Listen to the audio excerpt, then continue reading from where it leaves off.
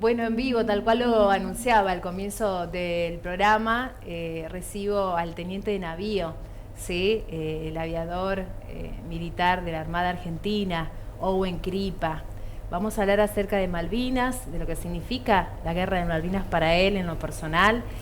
Vamos a hablar también no solamente de la hazaña heroica que llevó a cabo solo, completamente solo, frente a una flota inglesa, sino también la posguerra, qué es lo que pasa después, ¿sí? de la guerra de Malvinas y en pleno siglo XXI, donde quizás muchas generaciones desconocen, ¿sí? Que tenemos héroes de carne y hueso, que a él no le gusta que le digan héroe, ¿eh? No le gusta. En algunas entrevistas que he tenido oportunidad de escuchar a Owen, siempre prefiere tan humilde, ¿no? A la hora de hablar de Malvinas y de su acto heroico, que no lo llamen así. Así que vamos a charlar un poquito con él, para que vayan también los chicos más jóvenes, de otras generaciones, conocer lo que significó Malvinas, que Malvinas es todo el año y todos los días la reivindicación. De eso tenemos que tener memoria, no solamente en las fechas, ¿sí?, más importantes como el 2 de abril y todo lo que sigue. Pero bueno, acá está, Owen me dijo que sí, los primeros días del mes de abril no estaba en la ciudad por otros compromisos, pero antes de finalizar el mes dijo, voy a estar en tu programa, y aquí lo cumplió. ¿Cómo estás, Owen? Hola, Marina, gracias por venir al programa. No, gracias por la invitación. Bueno, Owen, naciste en la localidad de Sarmiento, en la sí, provincia de Santa Fe. ¿Tus estudios primarios los hiciste allí? No, los hice en Colonia San Rafael, Arrufó. En realidad ya nací en Sarmiento circunstancialmente. Mis padres andaban paseando, visitando unos tíos y nací. Pero estábamos viviendo en Arrufó. En Arrufó. Es el pueblo. ¿Y el nivel secundario? Lo hice en Santa Fe. Papá compró una casa allá para llevarnos a estudiar y hice mi carrera secundaria en Santa Fe. Después terminé el secundario, entré a la escuela naval, me recibí de oficial de la Armada y entré a la escuela de aviación naval y me recibí de aviador naval. ¿Y te recibiste de aviador naval? ¿Soñabas de chico con manejar un avión? Sí, totalmente. Yo hace unos días le contaba en una escuela que hoy veo, viste, a mis hijos que se enojan con mis nietos para quitarle las tablets, los celulares. Y en aquella época en el campo no había ni tablets ni celulares, así que mi distracción eran los libros y me apasionaba leer y las aventuras de Salgari, viste, Edgar Allan Poe y otros más. Y yo me hubiese pasado los días leyendo y mamá me escondía los libros. Fíjate, hoy te esconden una tablet y en aquella época nos escondían los libros. Y sí, yo soñaba, pero viste, jamás me hubiese imaginado que esos sueños se hubiesen hecho realidad, ¿no?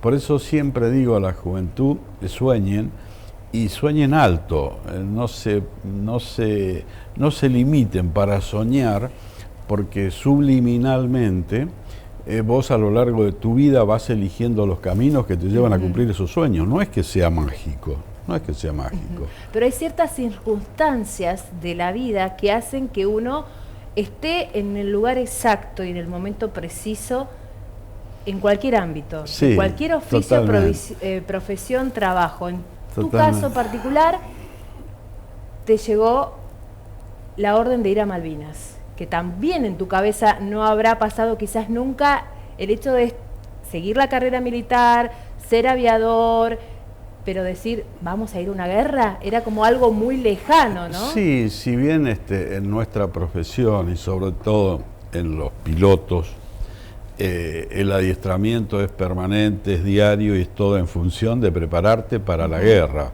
Sí. Bienvenida sea la paz, ¿no? Pero el militar, por su función, tiene que estar preparado para eso. Siempre decimos que qué feo debe ser, suponete, para un médico cirujano estudiar toda su carrera y nunca tener que hacer una cirugía. Bueno, en el caso de una guerra es terrible tener que hacer una guerra, pero nos preparamos para eso. ¿Qué fue Malvinas para vos? ¿O qué es Malvinas? No, Malvinas es un objetivo a cumplir, es una deuda pendiente que tiene la Argentina. Malvinas fue una guerra planificada por la OTAN día a día. Estos días compañeros y amigos míos que estuvieron con la parte de los manejos diplomáticos de aquel momento, se está demostrando cada vez más que fue planificada por la OTAN. Yo por eso a mis últimas charlas las titulo Malvinas, en la última batalla de la Segunda Guerra Mundial, que todos se quedan mirando, pero después cuando voy argumentando se van dando cuenta de esta triste realidad, ¿no? Que lleva hasta hoy lo que es la guerra que se está desarrollando entre Rusia y la OTAN, ¿no es cierto? Sí. Es parte del mismo esquema que se empezó a armar allá por 1913. Uno creería que en pleno siglo XXI las cabezas de esas personas que integran la OTAN cambiaron, y aparentemente, porque lo que nos estás relatando, todo lo contrario. No, todo lo contrario, y responden a un patrón absolutamente definido, responden a un patrón. ¿Dominar el mundo? Es el gobierno mundial. Cuando Marduk, que es llamado por quienes conforman en aquel momento lo que se llamó la Reserva Federal de Estados Unidos, que muchos erróneamente suponen que es un organismo oficial de los Estados Unidos, mientras que es un grupo de banqueros, él instala el concepto de gobierno mundial. Y mira qué casualidad que este señor que trabajaba para estos banqueros fue nada más ni nada menos que asesor de 5 presidentes de los Estados Unidos, ¿no? Y a partir de ahí, si vos vas analizando cómo se va desarrollando el mundo desde ese momento hasta hoy, se van cumpliendo las pautas de acuerdo a lo que está establecido. Y la Guerra de Malvinas era un enclave político, estratégico y económico muy importante, que tenían que reforzarlo. Entonces pensaban hacer un conflicto de baja intensidad, arman todo el circo de Georgias, la prensa mundial se hace eco, ellos suponían que con esto podían fortificar esa posición, igual que Yellowstone en África del Sur. Nunca pensaron que Argentina iba a recuperar las islas. Al recuperar las islas mandan una flota terrible pensando que íbamos a salir corriendo. Acá quienes nos dirigían pensaban que íbamos a ir a una negociación. Por eso entre el 2 de abril y el 1 de mayo, que se produce el primer ataque inglés a Puerto Argentino, no se planificó la guerra, no se distribuyeron elementos. A pesar de eso se combatió muchísimo, a tal punto que los ingleses estuvieron a un tris de retirarse de Malvinas, ¿no? Y ahí surge lo que se llamó desmalvinización, que siempre digo fue desargentinización, porque se comenzaron a destruir con el apoyo de argentinos, algunos voluntarios y otros involuntariamente, a destruir todas nuestras instituciones, entre ellos las Fuerzas Armadas, la educación, el gobierno. Es verdad, es verdad.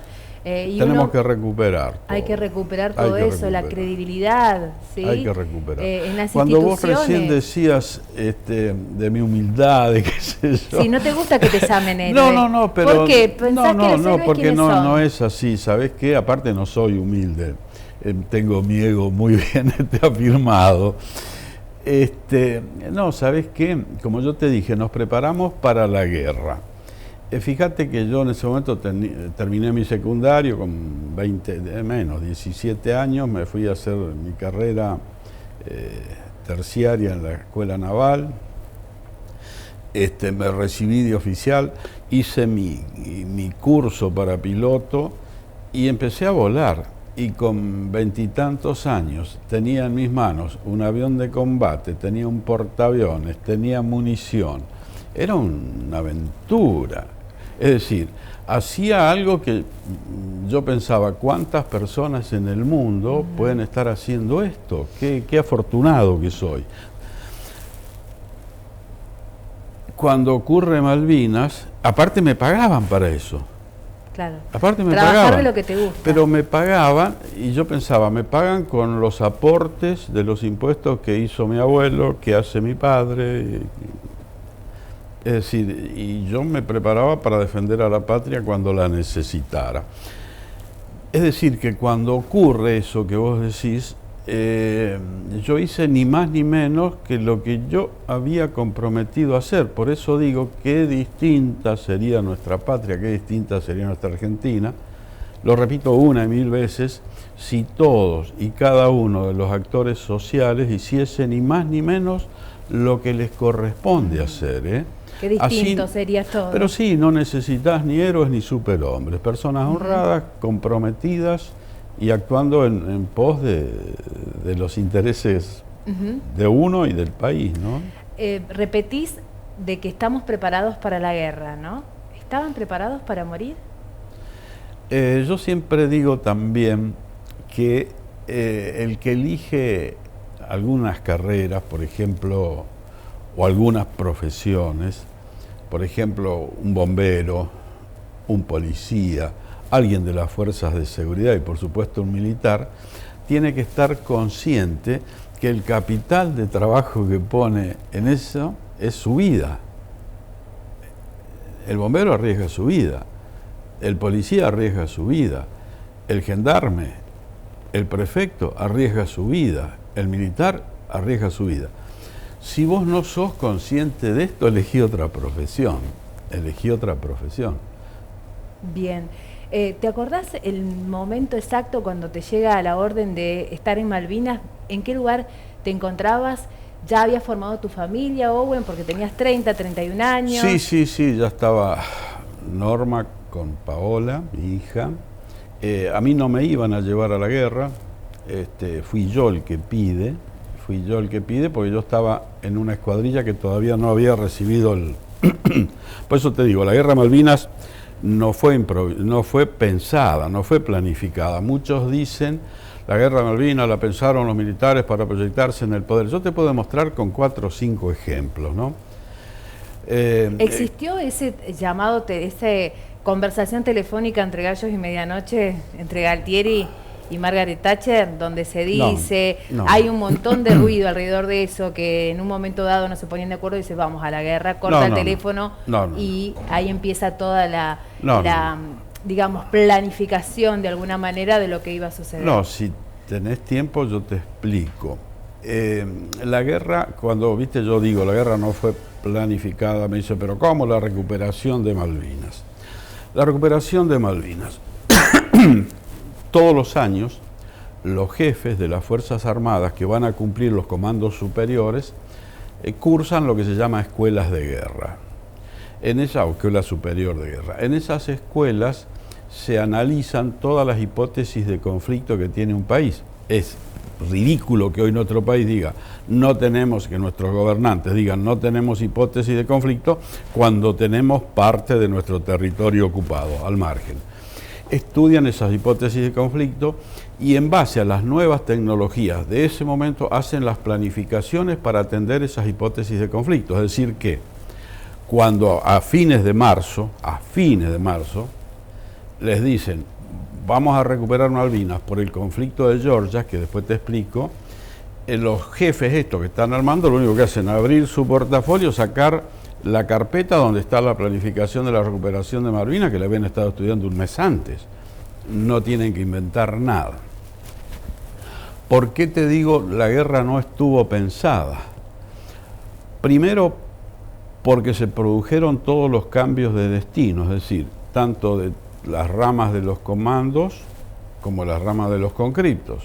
Si hubiese estado prevista la guerra, hubiese dicho no vamos a incorporar conscriptos nuevos, vamos a mantener a los que tenemos, vamos a seguir adiestrándolos. Sí. A los oficiales, como a mí, no me hubiesen cambiado de una escuadrilla a otra donde tenía que empezar a prepararme de cero. Pero hay una cuestión, un detalle. La Armada estaba recibiendo los aviones Super Étendard con sus misiles Exocet. Empezaron a entregarse en noviembre de 1981. Y lanzada la guerra de Malvinas, todavía había compañeros míos en Francia haciendo los cursos para empezar a operar esos aviones. Pero acá viene lo concreto. Argentina no compró 5 misiles Exocet, compró 15 y 14 aviones. En el momento que tenían que entregarnos ese material, la fábrica francesa nos pide si podían demorar esa entrega porque tenían que cumplir una entrega con Irak. Y les dijimos que sí. ¿Vos pensás que si la guerra hubiese estado pensada, hubiésemos sido tan estúpidos de decirle que sí? Bien, ahora vamos a cómo se desarrolla la guerra. Davidov, que era el desarmador, el chatarrero, comienza con el trámite para participar en la compra de esa factoría sueca y su desarme alrededor de 1972-73. Y hace todos los trámites que corresponden al Reino Unido. Tiene toda la firma de sus papeles y el Reino Unido le demora la provisión de los buques que él necesitaba para venir a hacer eso. Como se vencía el contrato para el desarme, pregunta y lo autorizan en el Reino Unido. Yo tengo en mi casa fotocopias de todos estos documentos. Lo autorizan a que contrate un buque de la Armada Argentina. Contrata el buque de la Armada Argentina y se va con ese buque a desarmarlo. No iban soldados en ese buque. Eran todos obreros que iban vestidos con los overoles de la campaña antártica. Entonces estaban todos uniformados, sí, pero eran obreros. El que se bajan dos primero en lanchones. Uno en una antena de un transformador que había con un pedazo de remo, iza primero la bandera de un club de acá Argentina. Era un soldador. Entonces viene otro y le dice, che, ¿por qué no izás la bandera argentina, claro, que nos representa a todos? Y le da una bandera que la iza. Y otro mata un reno que hay ahí en las islas para comerlo. Lo pensaban asar. Aparecen los ingleses, los obligan a arriar la bandera, la arrían y siguen con sus cosas. Mientras tanto, Hahn, el embajador, lanza al mundo que Argentina había invadido las islas, que había soldados. Era toda una mentira. Y bueno, ahí el embajador de Inglaterra hace el reclamo formal ante el gobierno de ese momento. El gobierno dice que no tienen nada. Les exigen que retiren inmediatamente a los obreros, que si no lo iban a hacer por la fuerza. Y oh casualidad, salen simultáneamente un buque con soldados ingleses desde Montevideo, un buque con soldados ingleses desde Punta Arenas, y hacen volver al buque antártico que tenían ellos. ¿Vos pensás que si esto no hubiesen estado planificado, podían hacer ese movimiento? Claro que no. Porque con esto pensaban que ya ellos simulaban esa situación de un conflicto de baja intensidad y podían reforzar unilateralmente Malvinas sin tener el reclamo internacional, porque aparte, en el contexto mundial, en ese momento había una campaña de descolonización muy importante que, entre otras cosas, le exigía al Reino Unido que nos reintegre las islas. ¿Me entendés? Y por supuesto que llegan mensajes de parte del público. Evelyn nos dice, mis saludos y respetos a Owen, atrapante su exposición, siempre es tan interesante escucharlo, muchos saludos para vos, Owen. ¿Qué más? Maravillosa nota con Owen, felicitaciones, me dice Roberto. Aparte el reconocimiento por la valentía y arrojo ante el enemigo, nos da una clarísima clase de lo hecho y la realidad sobre la guerra. Abrazo para Owen. Y muchos mensajes que están llegando, Owen. Me gustaría que nos relates en primera persona cómo fue que decidiste enfrentar a una flota inglesa en tu nave, solo, porque también corrías el riesgo de que te confundan tus propios compañeros, ¿no? ¿Qué fue lo que pasó en ese momento, el 21 de mayo de 1982? Sí, empieza el 20 de mayo a la noche, cuando terminamos de arreglar un avión a la intemperie. No teníamos electricidad, nos alumbrábamos con linterna, viento, lluvia, en medio de la turba.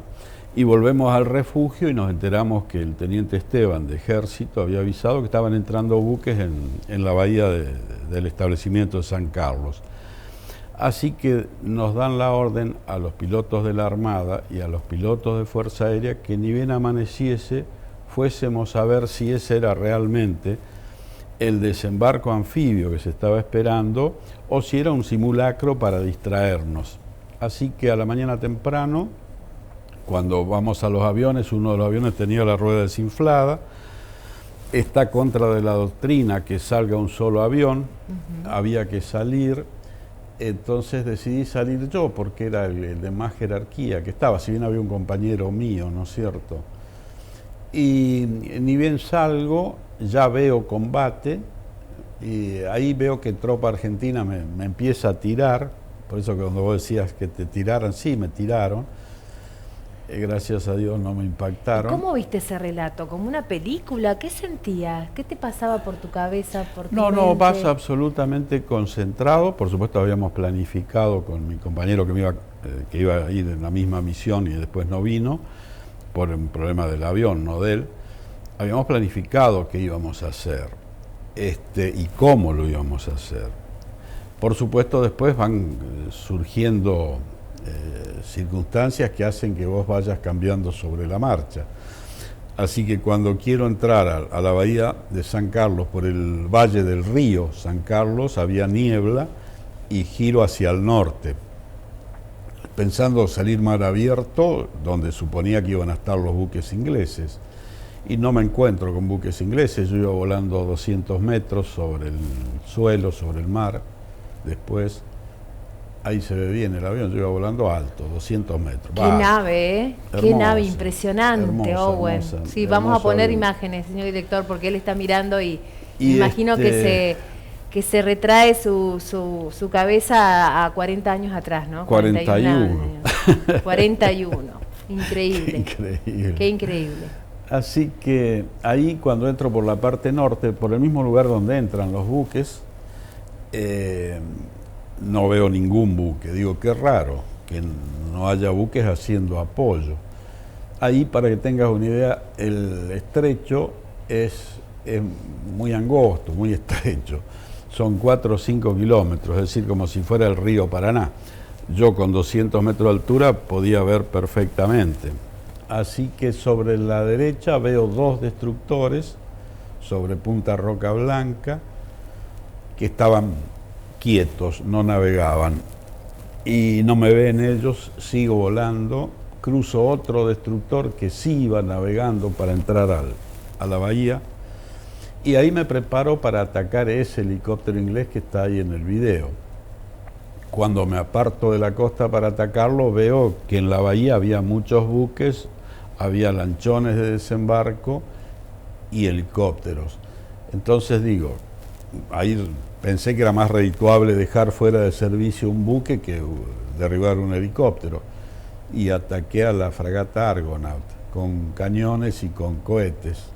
Solito, él solo. Sí, sí. O sea, ahí, para todos aquellos que están escuchando atentamente el relato, Owen Kripa solo, absolutamente solo en esa nave, tomó esa decisión precisa ese 21 de mayo de 1982. Sí, sabes que a veces seguramente tardo más en contar que en cuántos el tiempo. minutos No, sucedió? Fracciones de segundo. ¿Fracciones de segundo? Sí, pensá que esas distancias que estamos viendo ahí son de 200, 300 metros. Y la adrenalina que debes haber sentido, por eso, estamos volando a 600 kilómetros por hora, es decir, son fracciones de segundo. Las decisiones esas las tomás gracias a que ese flujo de adrenalina, en vez de bloquearte, te acelera totalmente, de tal manera que ves todo como si fuera en cámara lenta, ¿no? Y tenés tiempo de mirar que te tiran con un cañón, que te lanzan un misil, y tenés tiempo de resolver cosas que en situaciones normales no las podrías hacer. Por eso este subtítulo, ¿no? Su heroico ataque aéreo a los ingleses en Malvinas. Y ahora, el 21 de mayo, se van a cumplir 41 años de esta hazaña. Años. Sí, sí, sí. Y está en los libros, y está en Google, para los chicos que hoy se manejan con las tablets, y hay videos, y hay testimonios de Owen en infinidad de medios de comunicación nacional. Para nosotros es un placer, porque se radicó en Sunchales, porque tiene 4 hijos, 2 de ellos están en el sur argentino, qué paradoja, ¿no? Pero en Bariloche, pero hay 2 que están aquí en la ciudad y son profesionales, y bueno, y tienen emprendimientos y son empresarios, pero ninguno de sus 4 hijos ha seguido la carrera militar, por suerte, me dice Owen detrás de cámara. Y él sigue dando clases porque es docente, Pero después de este acto heroico que ha tenido muchas condecoraciones, ¿querés nombrar la condecoración de la cual te sentís orgulloso de eso? No. Yo creo que la condecoración es algo circunstancial. Como vos dijiste en un momento también fuera de cámara, se dio que estuviese ahí en ese momento, como podía haber estado cualquier otro. Seguramente, y no es por modestia, algún otro puede o no merecerla. Yo creo que las condecoraciones se entregan a veces por una cuestión política ante algunas falencias que se produjeron, ¿me entendés? Entonces soy demasiado... Como para reparar el error, ¿no? Soy absolutamente cuidadoso de eso. De hecho, no las uso nunca. Pero sí usás tu escudo. Ah, sí. Ahí lo vemos, el escudo de Malvinas que tiene Owen. Totalmente. Qué lindo. Cuántos recuerdos, cuántas emociones que uno va a estar transitando, y vos también del otro lado en casa te estás emocionando con nosotros. Porque es inevitable no hablar de Malvinas, no pensar en Malvinas, aunque no hayas sido protagonista, aunque no te acuerdas, aunque no hayas nacido aún en 1982, a todos nos da esa sensación de como dijo Owen, hay que sanar Malvinas porque nos queda una deuda pendiente como argentinos. Sí, hay que recuperarlas. Hay que recuperarlas. Yo ¿Pudiste regresar a Malvinas? No quiero ir, me invitaron varias veces, porque tengo que hacer firmar mi pasaporte como si entrase a un país extranjero, y es nuestro territorio, ¿no? Creo que sería una falta de respeto para los que dejaron la vida ahí. Yo creo que tenemos que crear políticas de Estado, nuestros políticos, nuestros dirigentes tienen que empezar a transformarse en estadistas para analizar algunas cuestiones, y estoy convencido que por la vía diplomática no se va a lograr, pero sí se pueden implementar acciones que, sin ser acciones de guerra, pueden producir algún efecto para que esto se recupere. Más mensajes. Nancy nos dice: excelente nota con Owen, recuerdo cuando llegó a Sunchales, mis respetos y saludos para él. Marcos me dice: un héroe con todas las letras, Owen Cripa, todo un ejemplo a seguir. Bueno, creo que es el mejor reconocimiento, estos mensajes de cariño y de amor. Yo estoy muy emocionada, la verdad, Owen. Mi respeto, mi consideración. ¿Podemos poner imágenes de cuando Owen tenía 31 años que estaba en Malvinas? Hay imágenes, hay testimonios. Está el periodista Nicolás Cansanseu que te ha entrevistado. Mirá la foto. Mirá lo que es esa foto. ¿Te acordás de ellos? Sí, totalmente. Me junto siempre con ellos. ¿Te juntás? Sí, totalmente. Qué frío, Owen, por favor. Ese, ¿cómo se llama? ¿Mameluco? ¿Cómo se llama lo que tienen? No, ahí tengo el buzo de vuelo. ¿Lo tenés guardado? No, lo tiene, creo que el buzo mío lo tiene Diego Colombo en su museo. Sí, en su museo. El casco está en el Museo de la Aviación Naval. La campera está, esa que estaba usando ahí está destruida. Pero ¿Los guantes? Sí, los guantes deben estar. ¿Deben estar? Sí. ¿Cómo era la comunicación con la familia? ¿A través de cartas? No existía. Sí, a través de cartas. Siempre digo, en la última parte de la guerra, yo, como pido que me lleven a las islas, porque tampoco estaba prevista mi ida a las islas, no quería que mi familia sufra, ¿viste? Entonces hablo con Arca y con Silvestre, dos compañeros míos, le digo: mire, yo me voy a Malvinas, quiero combatir desde ahí, voy a estar en el frente, pero no quiero que mi familia sufra. Así que si llega carta de Norma, de mis padres, de mis hermanos, cuando me mandan repuestos, me los mandan a Puerto Argentino. Yo de allá les mando mis repuestas y ustedes de acá la mandan. Entonces digo, mi familia va a estar más tranquila. Los últimos días, que ya los ingleses habían desembarcado y estaban avanzando, dije: voy a hablar con Norma y voy a hablar con mi padre. Y en ese momento, para hablar, no es como ahora con el celular. No. Tenías que hacer una transmisión con radio hasta el continente, desde el continente hasta otra estación de radio que se llamaba Radio Pacheco, que estaba en el Río de la Plata, y de ahí recién te hacían la conexión por teléfono. Podía tardar 2 horas como 2 días. Y cuando me comunico con Norma, lo primero que me dice Norma es: te felicito. Y yo del otro lado digo, ¿por qué me felicitas? Y me dice Norma, por todo lo que estás haciendo. Y le digo, ¿y cómo sabes? Y dice, porque acá por radio, las revistas, me sentí tan estúpido.